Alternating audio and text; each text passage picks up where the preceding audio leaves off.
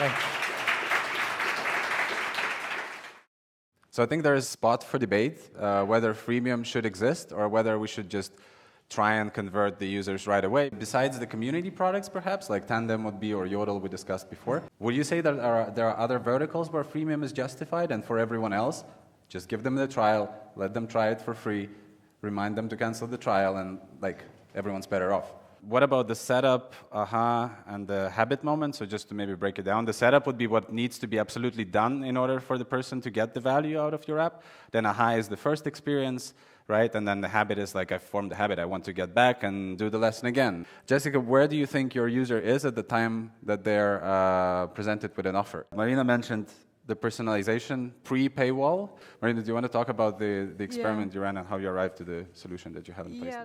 Since the paywall essentially where you can up your revenue by 10% in annual run rate, that's something that I have seen from one experiment that was not really dark, but it's kind of a phrasing experiment, and perhaps there is the line towards which we experiment for the good. So we're growing the revenue, but the value is for the user is still there.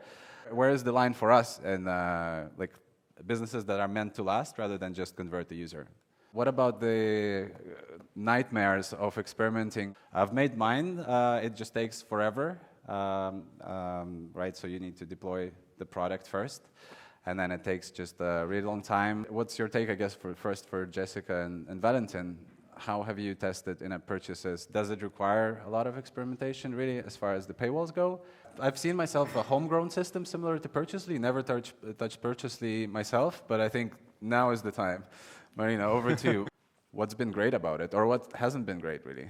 Ultimately, it's not like one size fits all. It's not this approach or that tactic, but rather a process that is in place to discover what it is that the people want to buy, and what's the moment for them to buy, and what is their motivation to begin with. If anyone wants to share like the one nugget of process, something that you changed internally in terms of sourcing ideas or in terms of prioritizing them, I think that would be a great final note, because in the end, it's the growth is the process rather than a hack.